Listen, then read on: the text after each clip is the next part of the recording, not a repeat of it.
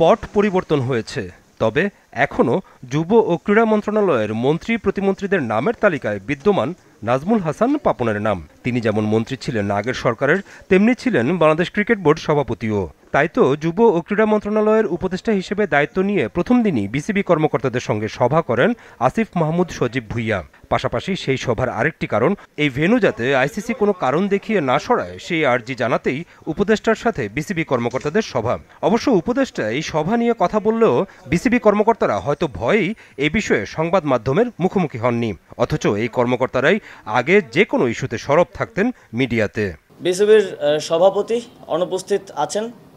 অবশ্যই একটা ফেডারেশনকে ওয়ার্ক করতে হইলে তার সবগুলো অর্গান ঠিকভাবে ভালোভাবে কাজ করতে হয়। সভাপতির মতো গুরুত্বপূর্ণ দায়িত্বে যিনি আছেন তিনি অনুপস্থিত আছেন। কিন্তু বিসিবি যেহেতু একটা অটোনমাস ফেডারেশন আইসিসির অধীনে, তো এই বিষয়ে আমরা সিদ্ধান্ত নিতে পারবো না। আমরা সাজেস্ট করেছি যারা বিসিবির ডাইরেক্টরস আছেন তারা এই বিষয়ে লিগ্যালি কীভাবে আইসিসির লিগ্যাল ফ্রেমওয়ার্কের মধ্য থেকে কীভাবে এই বিষয়টি সমাধান করা যায় এবং অন্তর্বর্তীকালীন সময়ের জন্য কাউকে নিয়োগ করা যায় কিনা সে বিষয়ে তারা আমাদেরকে পরবর্তীতে রিপোর্ট করবেন এবং এ বিষয়ে আমরা প্রসিজারটা চালু রাখবো। নারী টি-20 বিশ্বকাপের বিষয়ে আমরা বিসিবির সাথে কথা বলেছি।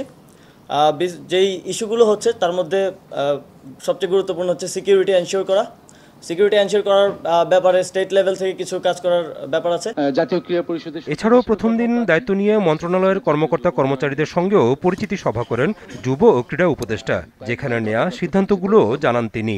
যুব ও ক্রীড়া মন্ত্রণালয়ের অধীনে শেখ হাসিনা জাতীয় যুব উন্নয়ন ইনস্টিটিউট আছে। আমরা এটার নাম পরিবর্তন করতে চাই, যেহেতু বাংলাদেশে একটা ম্যাসাকারের সাথে শেখ হাসিনার নাম জড়িত আছে এবং হাজার সহস্র ছাত্র জনতা মারা গিয়েছে। আমরা মনে করি তিনি এর সাথে সরাসরি যুক্ত এবং সেই জায়গা থেকে এটা শুধু আমাদের মন্ত্রণালয়ে না, প্রত্যেকটি স্থানে এটা করা হবে। তো শেখ হাসিনা জাতীয় যুব উন্নয়ন ইনস্টিটিউটের নামটা আমরা পরিবর্তন করে বাংলাদেশ জাতীয় যুব উন্নয়ন ইনস্টিটিউট করছি এবং এই বিষয়ে প্রসেস চলমান থাকবে এবং দ্রুতই এটা কমপ্লিট হবে। দায়িত্বের প্রথম দিন হওয়ায় আপাতত বাজেট নিয়ে কোনো প্রশ্নের উত্তর দেননি যুব ও ক্রীড়া উপদেষ্টা। তবে স্পষ্টভাবে জানান, ব্যক্তি নয়, ক্রীড়া প্রতিষ্ঠানগুলো সঠিক নিয়মে চালানোই তার লক্ষ্য। আমরা পুরো দেশকে ঢেলে সাজাতে চাই এবং সেটা আমরা আসলে ব্যক্তির জায়গা থেকে নয় যে একজন ব্যক্তিকে আমি পরিবর্তন করে দিলাম আর হয়ে গেল। আমরা সিস্টেমটাকে ঢেলে সাজাতে চাই। আমরা এমন একটা সিস্টেম গড়ে দিয়ে যেতে চাই এই অন্তর্বর্তীকালীন সরকারের অধীনে, যাতে করে যে ব্যক্তি আসুক সে ওই সিস্টেম ফলো করার মাধ্যমে এই যে দুর্নীতির কথা বলছেন কিংবা অনিয়মের কথা বলছেন সেগুলো যেন আর কখনোই ফিরে না আসতে পারে।